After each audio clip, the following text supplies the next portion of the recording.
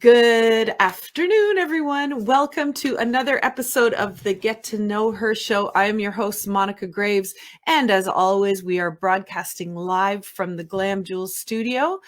I have to tell you guys, I think there have been gremlins in the studio over the weekend. Maybe I wasn't here yesterday because I came in, I had a printer jam, no idea from what. I wasn't printing anything recently. And the paper inside was in balls. So that's a sign of gremlins. And then poor Lisa and I, we were trying to do our sound check. Lisa's our guest today. And I had no internet connection. The internet finally decided to cooperate at 2 minutes till 1. So we're getting a little bit of a late start today, but I'm just so happy everything worked out. I'm happy you're here. I'm happy you're tuning in. And Lissa Hill is our guest today. I cannot wait to chat with her. And I will be doing her introduction in just a moment, but wanted to show you guys, I've got a beautiful cozy sweater on from our dear friend Brenda Bedome. And I have mixed and matched with some beautiful glam jewels in lovely spring colors because rumor has it it's supposed to be 7 degrees tomorrow, so might be a good day for a beach day. And then I think the following day we're getting freezing rain and possibly another storm. I don't know, but it's okay. You got to take the warm days when they come.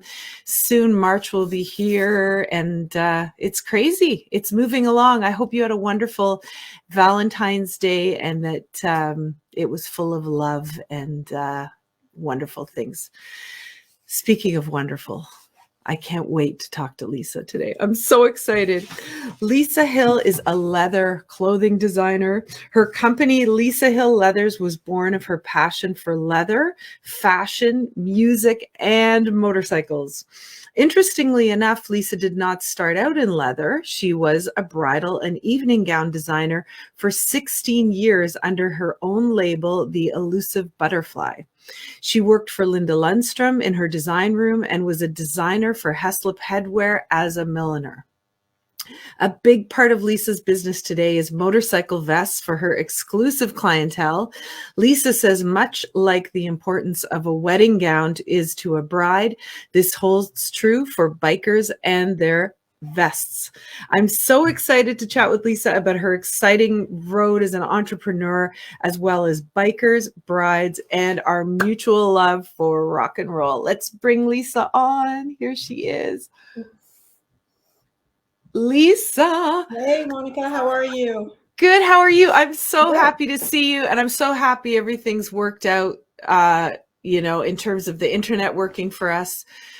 I think maybe we have like an electric energy already. We have never met in person, but just the build up to today. Maybe. That's got to be what it is. It was too much for the universe to handle. Yeah, okay. We'll go with that. I think that's a good thing to go with. Yeah, for sure. So are you at your studio today, Lissa? Is that where you're talking to us from? Nice. Yep. I'm sitting in my sort of dressing room shop area in beautiful, booming downtown Beamsville. Oh, wonderful. Another beat. Yeah, that's so I was in Hamilton, and just 2 years ago, just as the pandemic started, we moved. And wow. So anyway, it gave me time to get settled, but I needed more space, and this is where we ended up. Oh, I love Beamsville and the wine, and you're in God's country there. It's beautiful. Yeah. A lot of wine. A lot of wine.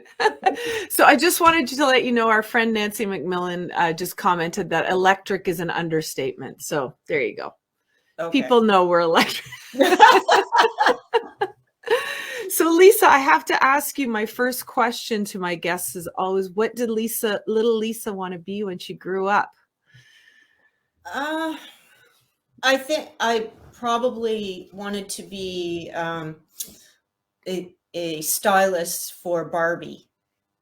So I made her lots of gowns out of toilet paper and and macaroni hats, things like that. So I was definitely meant to be creative. Wow.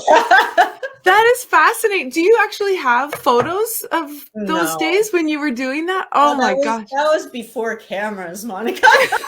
Yeah, that's right. We didn't document everything we did. Your mom didn't take photos of you putting toilet paper around Barbie. Okay, gotcha. No, but I was always into clothing and creative stuff and drawing. And then once I sort of channeled that, I knew I wanted to go to school for fashion, and that's what I did. Wow. That's amazing. So from there, like so you must have been like fairly young, like under 10 when you started with the Barbies? Yeah. Oh yeah. Yeah. Yeah. And did your parents encourage you? Like, did they see that in you, or was it something you just saw in yourself? I don't know that they discouraged me. Like I wasn't told I needed to be a lawyer or an accountant or something proper. Okay. So I would say I was encouraged. My fashion sense and my mother's fashion sense were definitely polar opposites. So if she didn't like something I was doing, I knew it was going to be a success. Wow. She was I'm obviously very rock and roll and unconventional in my style. And my mom she's passed, and she used to wear lots of German manufacturers, like long floral skirts with beautiful cardigans with matching flowers on the cardigans, like Wow. and it suited her beautifully, but we were just so different. So. Did your mom was she into Borda magazine? Do you remember Borda? She was. I think so. Yeah. And she did sew as well. For herself, and we were in the horse world, and she did the outfits for the Ancaster Saddle Club, and we were in quarter horse showing. Okay. Well, so you had that influence from your mom. Yeah, absolutely. Yeah. That's great. I love hearing, Lissa, that your parents were not like pushing you to do something more traditional or like even, secure. I think a lot of people are get a secure job because our parents were so much from that generation, like find something secure, get a good pension, all of those things. Yeah. That sure. And it wasn't an easy road for sure to get from my sort of fashion television dream of I was going to drive a red Porsche and live in the Harbor Castle, and I was going to be, in Vogue magazine. And that was what I went into school with, that dream. And I mean, even if you presented me with all of that stuff today, I'd walk away from it because I'm so not a Porsche girl, and I do not want to live in a high-rise condo. That's so funny you say that, because I remember saying that to my Oma. We would talk about dreams, and I said, one day I'm going to live in a high rise in Toronto overlooking Lake Ontario, and I want all chrome and leather furniture. And that never, I can't even imagine doing that. That's so far from, wow. And I had a boyfriend that worked for his family owned a pharmacy, and we did a delivery there, and I asked if I could go in and I gave the prescription to the concierge, and I was like, oh, if I could have a concierge, that I would be successful.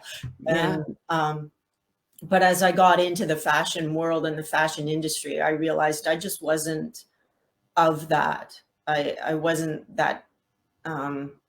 It's interesting and it's fun, but there's not a lot of depth, and I didn't enjoy that. Right. Do you think that a lot of that plays to like growing up in the 80s and just being exposed to this whole this whole supermodel thing, or even as a kid, like watching the Jeffersons or Different Strokes, like a lot of those shows were based in these beautiful high rise, they were, yeah. I think so. And what was glamorous was that. And we all lived in our little bungalows, right? Yeah, exactly. Yeah. I was on a farm, but were you? Oh, wow. Yeah. God. So did you actually have the horses on like on your We farm? did. We had Oh, okay. when I was first born, we had like a true farm with pigs and the whole, all of it. Yeah. And no, uh, my father actually built a bathroom when my mom was in the hospital with me. So there was an outhouse before that. So it was Wow. really farm. And then when we moved into the town of Ancaster, we had a hobby farm. And I started riding when I was 5. I had a pony, and then we went from there. So I Wow. was always surrounded by horses. That's incredible. And your parents, Lisa, were they born here or where were they My from? actually, oddly enough, both my parents, they were both born in Canada, but both of them grew up in Smithville, and all my Okay. family's from Smithville area, and as a core, and so Yeah. do a tour of the cemetery. It's all my relatives. Real that's amazing. That's kind of cool. Wow. So So, and that's my dad yeah. actually lives with us here, so he's back in his old stomping grounds, which is cool. Yeah. Oh, that's great. Yeah, love it. So you've come full circle Yeah, yeah, back to the hood. Yeah, yeah. sort That's of. great. So when you were in high school, Lisa, did you like I'm just trying to think the subjects we had were pretty limited. Like I guess home ec would have been something where you could have Yeah, explored some kind of I did, fashion. and I had an awesome teacher who's since passed away, but I was very um, not for following the rules. And if you took home ec, and you know that you know you had to fold the patterns back on the original folds, and the pin Yeah. measure pin, and all of that stuff, which I mean I followed that because I quickly learned you could make some grave mistakes if you didn't. But Yeah. I wanted to change everything, and she supported that. And I dressed, I mean, God, I'd love to have some of my high school people here to sort of confirm. I dressed like I I bent all the rules for sure. Wow. Tell me about your outfits. I love this. I Just love odd. I mean, I remember I used to wear, my dad had these Arnold Palmer cardigans for golfing, and I would wear them backwards with tights, cowboy boots, and leg warmers, and then I would have my hair back with pearls and okay. crimped hair. At one point I had half my head shaved, and there was hair Yeah. coming down the other side. I did hair modeling, so I was just like, whatever you want to do it. Wow. And do you remember, Lisa, back then, like how you felt when you were in those, like, did you feel confident or were you kind of like scared? Like, what are people going to say? Or what was I going on in your I mind? did what I wanted to do, but no, confident wouldn't be a word I would have I would Yeah. use in high school. Yeah. Oh God, I Yeah. know. Yeah, I remember those days, like even like waking up and there's a pimple and it's like, oh my God, like the devastation Yeah, of like, how, and yeah, yeah, and when you look back, we were so self-absorbed that we didn't even notice anybody else. So hmm really not typically, no. yeah, that's right. We were still developing the frontal Yeah, lobe, right? and we were Yeah. so focused on that pimple that we didn't notice anybody else's pimple. Yeah, yeah, that's absolutely right. Yeah. Oh, that's so great. So did people like that you went to high school with, did they see you as like a fashion forward person? Like, even when you talk to your friends now, how would they describe you back then? Yeah, I've found that some people now say that I was, I always pushed the limit, you Yeah, know. Yeah, I great. remember, just to get a vibe of my mother. Yeah. I had my birthday's in December, so after Christmas, I'm going to school, and the bus stop is just down the street, and I've got on a cream and gold long sweater Yeah. and a little skinny belt and a matching bag and spice nylons and high heel Oh, cowboy boots and leg warmers, and off I go. And a jacket of some sort, probably one of those bomber jackets that. Yeah. And my mother yells out the front door, "Get back in this house. No daughter of mine's going to school with her crotch hanging out." And so I had to come in and put jeans on and go back to the bus stop. I love that story. Oh my gosh. And I totally remember the spice pantyhose. Mm-hmm. Yeah, it kind of gave you like a tan a little bit. Yeah.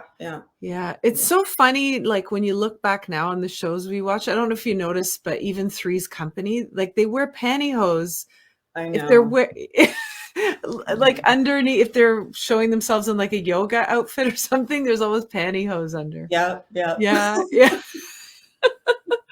Hilarious. Wow. So then after high school, did you go all the way to grade 13 or did you jump to college quick? Okay. I did. And I actually did a half a semester more because I was young when I started school, and then I skipped a grade. Okay. So I was super young, and I didn't really want to start college until I was closer in the age. So I did a half extra year. So I did 13 and a half. Oh, good for you. And then went to fashion design school after that. Great. And where did you go to school? I went to the International Academy of Merchandising and Design, and it was in Toronto. And so I have a degree in fashion design. I took pattern drafting, sketching, everything that all embodies fashion. Yeah. And it was a 2-year course, and it was pretty intense. If you missed 3 classes, if you didn't have a doctor's note or death or something significant, you were out. And really, yeah, it was hardcore. Wow. And the teachers were designers, so they were working in the industry. Amazing. That must have been so exciting. It was really cool. It was I loved it. It. And did those designers like share their stories with you as well? Like, did you kind of, so you had these mentors then? We did. One of I don't know if you recall him, but one of our teachers was David Livingston, who used to write for the Globe and Mail, and he was the fashion column in the Globe. Interesting. And I mean, he was fascinating, and it was, and coming from a small town and going to Toronto and then having all these people from all over the world come in and learning everything. Like it wasn't just the school for me, because I was a pretty country bumpkin. Yeah. And going into that environment and meeting people and different cultures, different everything. Yeah. It was wild. Oh, that's amazing. Wow.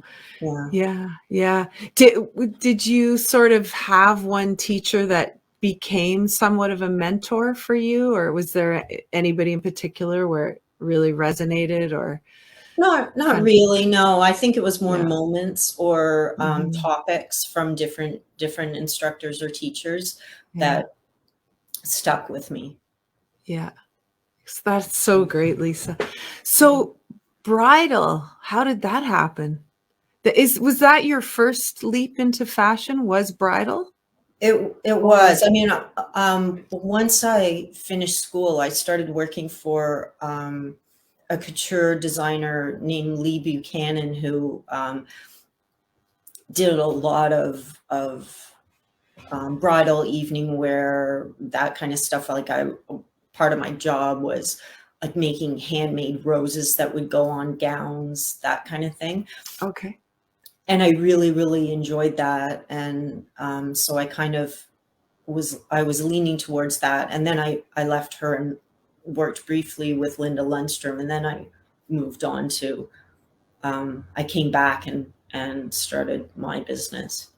Amazing. So I'd love to hear the Linda Lundstrom story, because also time-wise, she was at her peak during that time, I Yeah. guess. Yeah. It was Yeah. all the La Parka and that timeline. I was Yeah. only there, I think, a month or so. Okay. I had sort of, I didn't want to live in Toronto anymore. And so I moved on, but I was in the design room, which was, I was sort of a girl Friday. I was sweeping the floor. I was cutting. I was, all of those little things, running, for notions, like for those that don't know, notions being Yeah. zippers, threads, buttons, all of that, going into that district and picking stuff up for the studio. Wow. So at that, where were you, like Spadina area? Like Mhm. Spadina and Augusta, all around Yeah, there? all in there. Yeah. Yeah. Yeah. Wow. And did you get an opportunity to meet Linda? Yes, it Or will in meetings, not yeah. for coffee. Yeah, not one on one. Yeah. Yeah. No, but she was lovely. Yeah, she was. Yeah. She was lovely. Well, that must have been really exciting for you Yeah, then it to, was. It was. yeah, yeah, that's great. So then from there, um, where did you, so you decided to leave Toronto, and was that a hard decision to make, or were you just like, the city life is not for me? I didn't It's like not. it. It was Okay. amazing when I was in school, and there was this great community, but then, Hmm. once I graduated and I started working, all I did was work, and my life was just work. And I didn't Right. know anybody because everybody all went their separate ways, went to different cities, and, Hmm. there was a couple people in Toronto, but not very many. And, I didn't wanna be there anymore. Wow. So I That's came great. back. Yeah. So did you find, like, even then, you said you were working all the time. Um, having a work-life balance was obviously important to you, that you pursued other interests and hobbies rather than just always being chasing this dream, right? Um, yes and no. I guess I definitely didn't want, all that work going into someone else's dream. So I Yeah. I certainly don't mind it today for myself, but, just for an hourly paycheck, it didn't jive with me. Right. Of course, because at that time you were working for other people. Yeah. Yeah, yeah, Okay. yeah, yeah. Great. So when you left Toronto, Lisa, had you already made the decision, like, this is it, I'm gonna do my own thing now, or did you work for someone else in I between? worked for Dutlers in, the big fabric store in Hamilton. So I worked for them Okay. part-time and started laying the groundwork for my bridal business. So I did Amazing. that for a bit, and I really enjoyed working for them, so I kept the job and, um, worked just a few hours a week once I started doing my other business. Mhm. So, yeah. That's great. So the bridal business, did you enjoy it as a whole? Like, was it something that really, or was there always sort of this pull to do something different? No, not at You- all. I loved it. I loved working and collaborating with brides, and sort of they're so excited, and I work with them to make this day perfection for them. And I Mhm. was part of, like, my dress was part of the beginning of their life with their partner, and I loved it. And, Yeah. and making a vision come to life. And yeah, I totally enjoyed it. Yeah. And leather was never on the table. It wasn't. Really? Okay. So how, And I actually paid someone to do my leather project when I was in school. oh my gosh. So, yeah.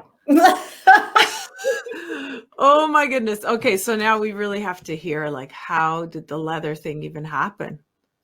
Um, it just, well, so I worked or not briefly, I worked, at Millie's in Hamilton, and then I worked for Angela's Fashion Corner, and there was a woman that worked at Millie's that left there and came to Angela's, and she was married to a gentleman named Ivan, and Ivan owned I Am Leather Goods, and he did road racing suit, like motorcycle road racing suits, and chaps and jackets and cruise wear. When I say cruise wear, I don't mean bikini. I mean cruiser bikes like Harleys, and then fashion leather, and he needed some help. He needed someone to help organize him, to do his cutting, all of that stuff. So I ended up working for him full-time and part-time in the store. And then I stayed with him for a long time. And I never even, sorry, he's passed away. So oh geez, but today when I make a pocket, this year, I never realized what I was learning and what I was taking with me. It was just a job, but you never know. You never know what opportunity is gonna beget another, right? Wow. He sounds like a wonderful man. Was he much like a father figure to you? Were you guys okay? What age? What was the he would have been a little I suppose he could have been close to my father's age. Yeah. Maybe about 10 years younger. Okay. But he was just a cool guy, and he was into energy healing. He was, he didn't drive, and he was into Italian wine, and I learned so much. I mean, things I can't even speak about, and things that, there's people that are clients today that, I met back then, and it was a wonderful learning experience. We had lovely debates about religion, and he was a great guy. Yeah. Wow, that's amazing. It sounds like he opened a door to a world that you didn't even know existed. That's great. Absolutely. And he must have probably influenced you music-wise as well, eh? Like if he was 10 years older than you, did he kind of have an influence over you that way as well? Like with no, not really. I mean, we listened to the same music at the time. We were listening to in the shop, it was the 102.1 The Edge. So we were listening to the same kind of stuff. And I remember listening to the Pogues a lot with him, and Oasis was out at that time, and he did clothing for Crowbar. Okay. So if you remember them, that was a long time ago. Yeah. When's that? Like early 90s, I think? Crowbar would have been like 70s. Oh, God. Okay, maybe I'm thinking of something else. Wow. Yeah. Huh. Amazing. So that's so great, Lissa, that you just, you stepped foot into that world and everything changed for you. Yeah. I mean, it didn't immediately, but it, because I carried on doing the bridal stuff, but it didn't change until I bought a motorcycle.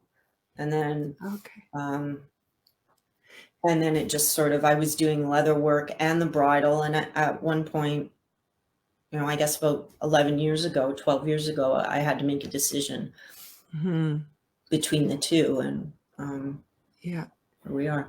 Yeah. Wow. And had Ivan already passed by then, or? No, he hadn't. Okay. No. Okay. Yeah. Wow. Amazing. So your leather business, I mean, it's taken you to a lot of exciting places, I'm sure. And clients. It's Yeah. I mean, do things I never thought I would do for sure. And Yeah. my first bike show I was set with a custom bike shop, which I don't even think exists anymore. But I had a little table with my stuff, and I had been used to doing bridal shows, and I'm all dressed up, and I'm all, like, got my leather on and all of that, and my little table. And I quickly discovered that dudes at bike shows are not at all like people at bridal shows. And so my inner badass, can I say that? My inner badass came out, and I quickly, like within an hour, I was one-lining it, and and it was I don't know, it could have been a little bit of a hashtag of Me Too, but I worked my way through it and put them in their place, and now I love it. Like, it's who I am. It's my personality. Yeah. So that's amazing. So you were really in your element. Not wholly right away. Yeah. I certainly had to, kind of maneuver through and find my niche, but some test and measure, and some things that I thought were going to be perfect, and this is it. This is what I've been waiting for. This is my opportunity, and it didn't happen. And so I've learned to maneuver through, and everything is for, like, our glitch today. Everything just happens, right? And you pick and choose your learning points, I guess. Yeah, for sure. Do you find that, Lissa, as an entrepreneur, like, looking back now? I mean, I look back on my business, and there are so many things I did because I thought I should, or because people advised me on, this is how you're going to get your name out there. This is how you're going to get known. And, some of that advice was good, some not so good. But, now being 52 years old and having been in business for over 20 years, I really see these little glimpses of, God, I really didn't have to do that. Yeah. I really didn't have to. Do you feel the same? Like, I do. I do. And I mean, you and I have been in business, like, the same sort of time frames. And it was kind of, even if you're running a female sort of business, the template of running a business is very male. And I found it just didn't feel right. Like, and it's not creative, it's linear. And I mean, you've got to do some of that stuff. Obviously, you have to do book work, and you have to do linear type things, but you can still do it in a creative way. And I didn't get that back then. And now I trust my gut 100%. And if something, I can tell the difference between my unease of something and this is not what you want to do. Yes. Do you notice it more now after the pandemic? Is it even stronger now than it was before the pandemic? I think I would say that it is, because I was so busy before, and it gave me time to step back and know what I want to say no to, or how I want things to be. And it's certain I learned a lot over the last 2 years. As I'm sure most of us have. Yeah. And I want to touch on what we were talking about off screen, because I find this really interesting. And I've talked to a lot of friends who have been going through the same thing. And that is that being in a pandemic, and especially as a creative, it's, everybody feels different. I mean, none of us have ever gone through what we've gone through. So we're all like taking it in stride and taking it differently. But, for me, I've found that it's given me almost like I feel like I'm going into like Narnia or something. Like now there's no outside pressure. So now I can be in my little world. I can create, I can go crazy. I don't have to worry about all that busyness. So for me, it's been like somewhat of like a peaceful solitude almost.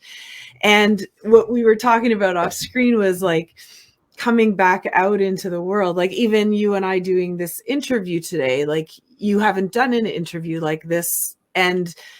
But pre-pandemic, you were out on runways, you're doing shows, you're doing your thing. And then it's like, oh my God, like I got to get it together. I gotta have a conversation with a stranger. I gotta talk about my life this is so normal. And a lot of us are feeling this way. And a lot of us have this like foggy haze where it's almost like, in a way, Lissa, I feel like, I can't remember now. Is the left side of the brain is the creative or the right?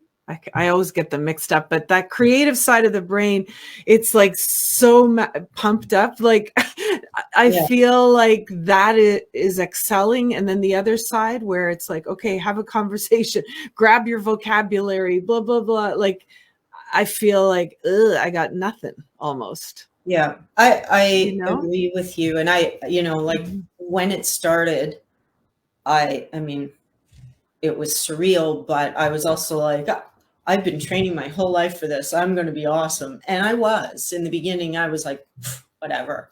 Yeah. Whatever, I can do my thing. And we moved to a new place. So, oh my God, that cup is so cute. You like that? Okay, cheers. Florida vibes.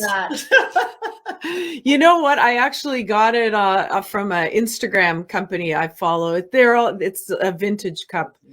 All out 905 for anybody who's interested. Yeah.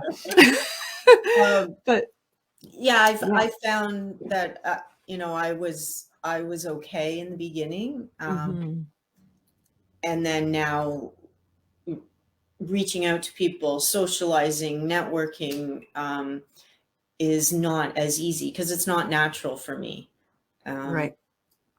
And like I'd said to you ahead of time, I had gotten to a place where I was totally cool to stand up with a microphone on a runway. And I mean, not totally cool. I was still nervous, but I was doing it. And I was out on the runway going, yeah, this is my stuff. I've done this, to being basically antisocial. So yeah, it's definitely a learning curve going back into it. And I think everybody's going to be like that. We're all going to be awkward and weird, and I believe. But yeah, anyway.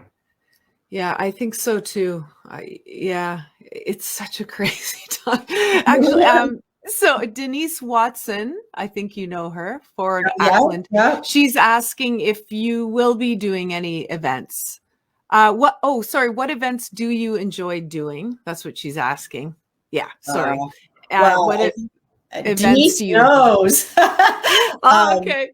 My absolute favorite thing to do every year is the Super Crawl fashion show. So that's been heartbreaking to not be able to do that. And yeah, we've done some crazy fun things, and I've got a great crew of models that would, just sort of listen to me and do it and be non-model like and very edgy, and biker chicks involved as well. And we'd bring motorcycles in. I had the Hamilton Litas one year, and then girlfriend Jackie and my other friend Sally and some other riders mixed in with the models. And it's just so much fun to be able to do the clothes that I want to do and the music that I want to do, and not be concerned about what people are going to think or feel. That it's just going to be fun and entertaining. And Denise has actually been a big part of that all along. So wow. It's cool. Yeah. Oh, that's amazing. I do have another question from you from one of our viewers, Nancy McMillan, who asked ahead of time. Her question is, when you're designing custom wear, what questions do you ask to get a sense of who the person really is? So if you have, like a custom.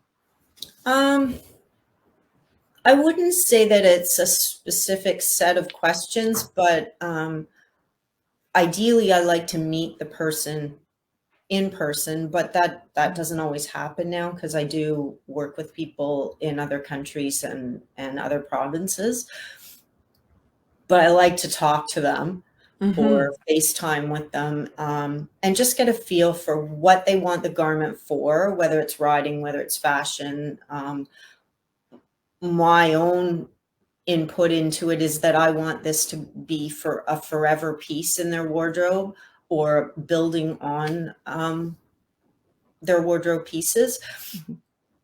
And so just to find out what they're like, what do they like? What do they hate about fashion? What do they like about fashion? What do they not like about their riding jacket? And just kind of get the feel. And that's right across the board. If it's an evening gown out of leather or if it's an MC vest out of gator, I want to know who you are and what you want, so that, and every piece is individual. So I hope that answers Nancy's question. Yeah. Oh, that's great. And actually, Barb Dalton is asking if you ever do plus size pieces. More than average size, absolutely, or Yeah. more than Oh, good. smaller, because that's the need. There's not stuff off the rack for people that aren't in that little template. So Yeah. absolutely. Yeah. Wow, that's great. So is the majority of your work custom then, Lisa? That It is, yeah. Yeah, I do yeah. have like ready to wear pieces that are available online, and also little shameless plug at Blackbridge Harley Davidson in Cambridge. So my Great. half taps, thigh bags, and those pieces are available ready to wear. Oh, that's great. I want to know about, are there any stories you want to share? Like, is there someone you've designed for that you really wanted to, or is there anything that stands out, like a job you did that was really challenged you creatively, or somebody who made you nervous, or any sort of something that sticks out?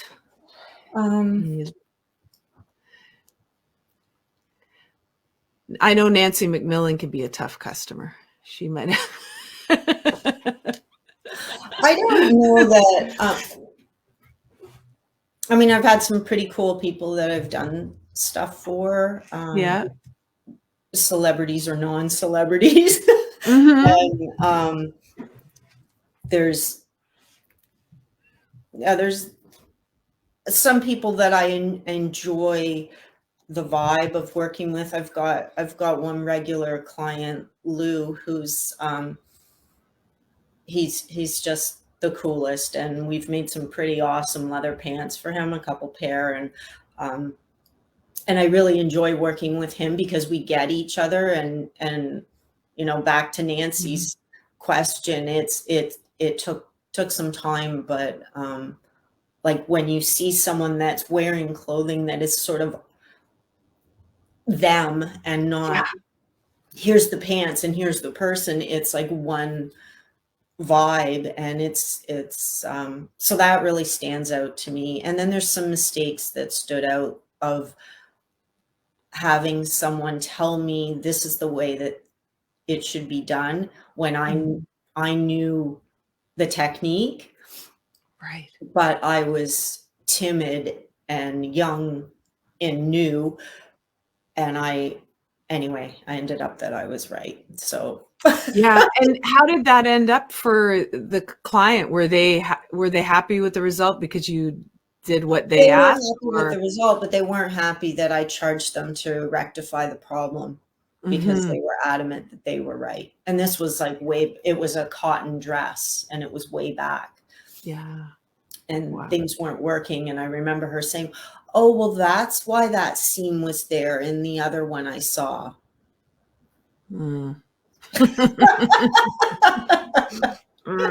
But I remember like that moment that I was like, okay, from now on, Yeah. you're leading here.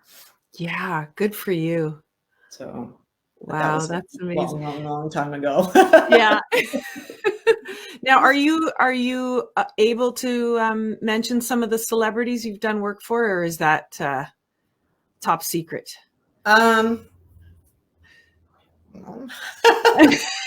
Not sure. yeah, Okay. I'd rather not. Okay.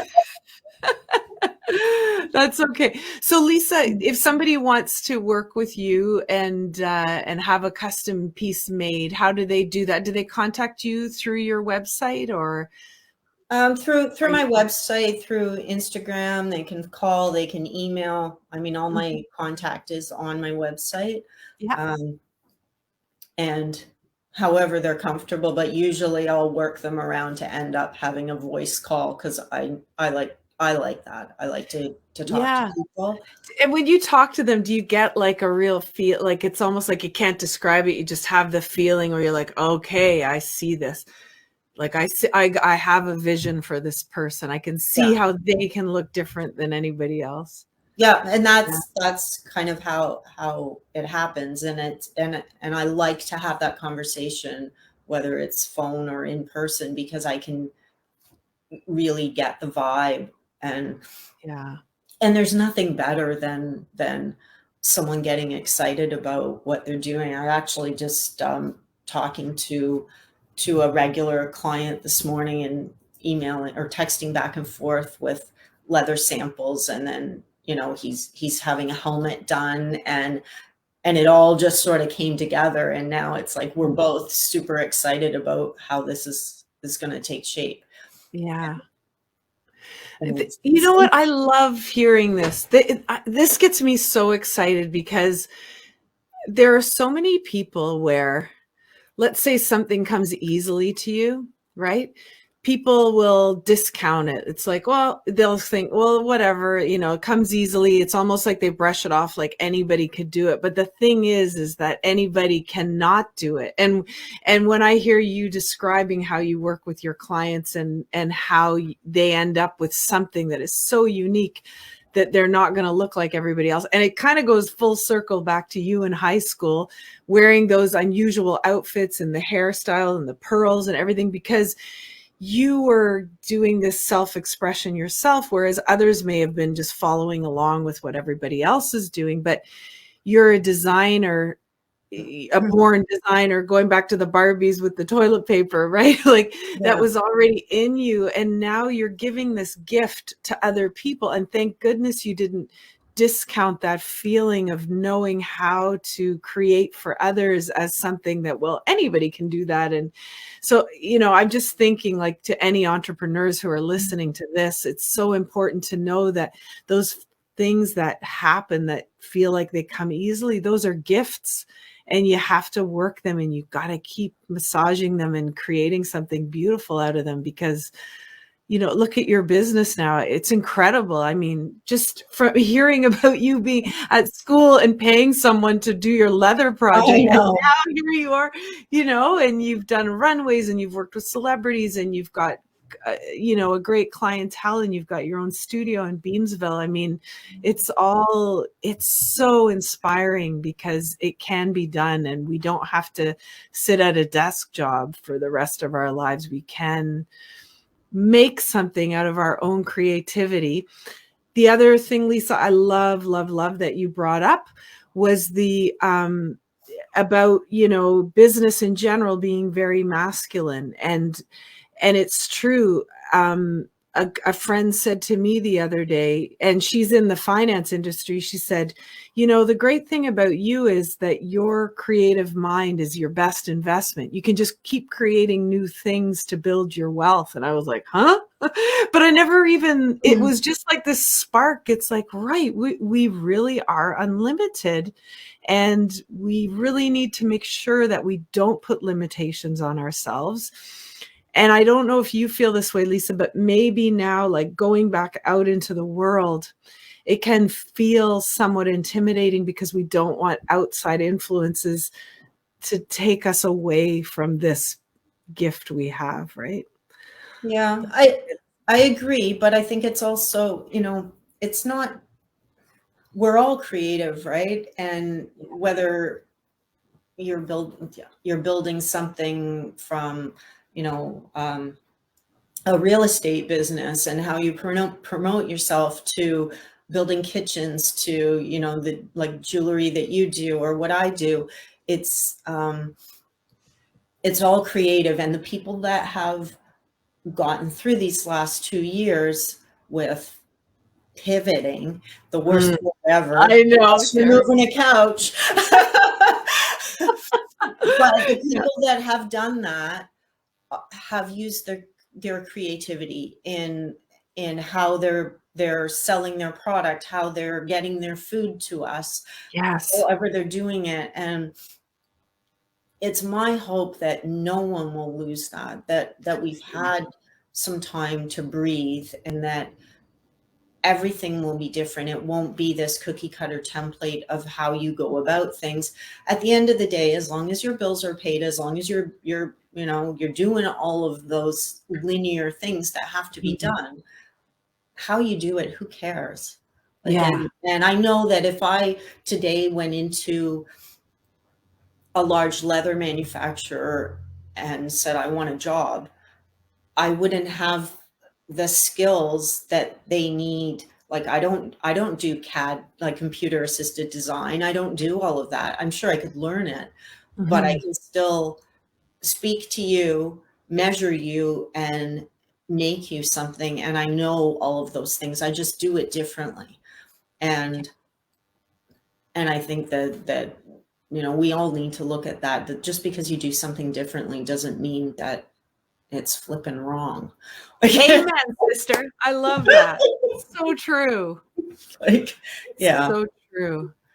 I have a question for you. If you could design for anybody, who would it be? Who would be your ultimate person you'd love to design something for? I don't know if it's an ultimate person, but it's to be involved with the whole vision of a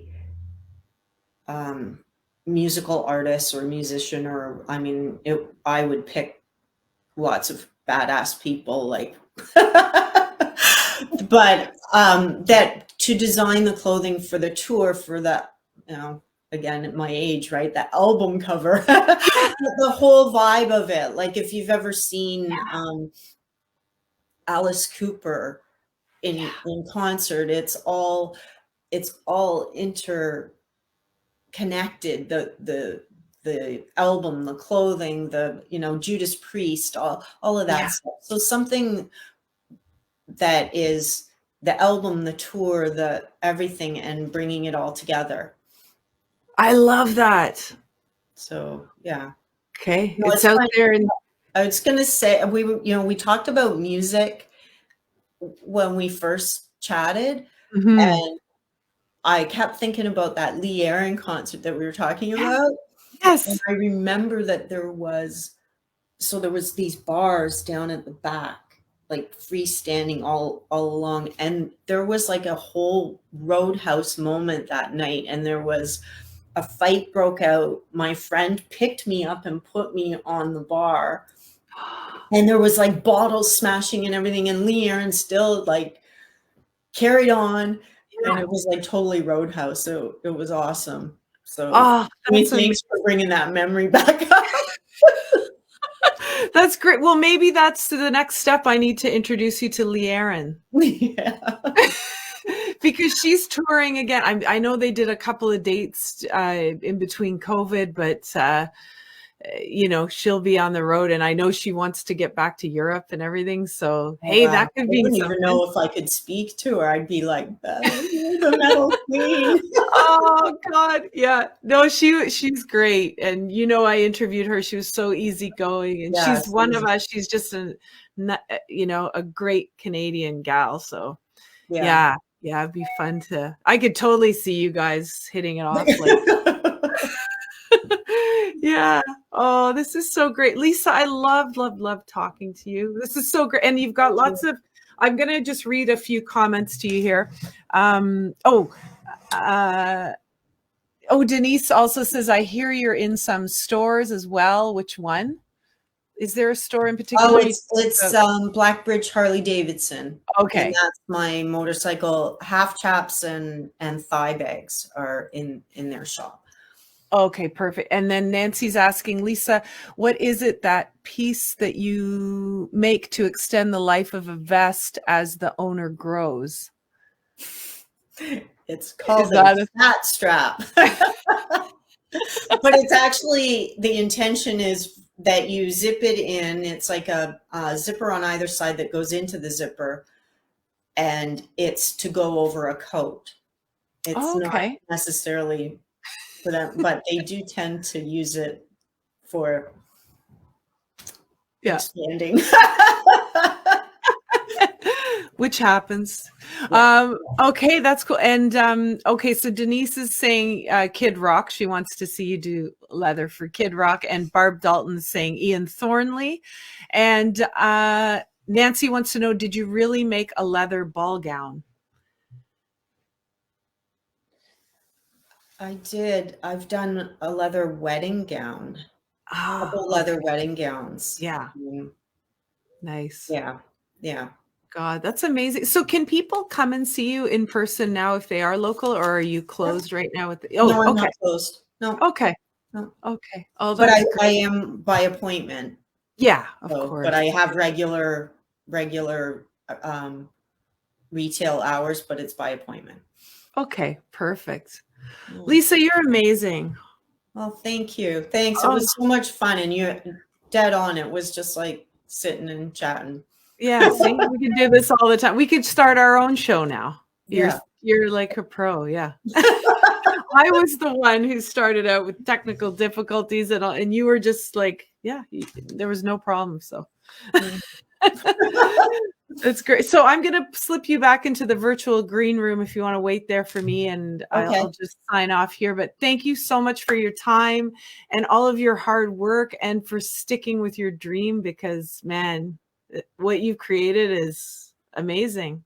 Oh, thank you. Thanks, Monica. Thank you for approaching me, and this was a lot of fun. I really appreciate it. And it's nice to meet you. And we'll meet in person soon.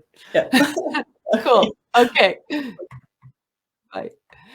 Thank you guys so much for joining. Thanks for all your great questions. And oh my gosh, it was such a pleasure to talk to Lisa. She was really, really inspiring. And I love what she just said about, you don't have to do things the way everybody else is doing them. You can be different, which is so true. So make sure to go to Lisa's website. All the information will be below the interview. If you're watching this on YouTube, please hit the subscribe button, because we'd love to have you every week to hear from so many amazing women. Also, if you want to check out our clothing from our sponsor, it's brendabadome.com. I'm wearing her lovely sweater today. Her spring collection is out right now on her website. There's lots of happy colors on there. Just make sure you use the coupon code GET2KNOW-HER, because she's offering 22% off for us. And make sure you go to glamjewels.com and get yourself the perfect jewels to go with your outfit. Thank you so much. Enjoy the rest of your day, and thanks for tuning in. Keep on showing the world your sparkle, and we'll see you next week. Bye for now.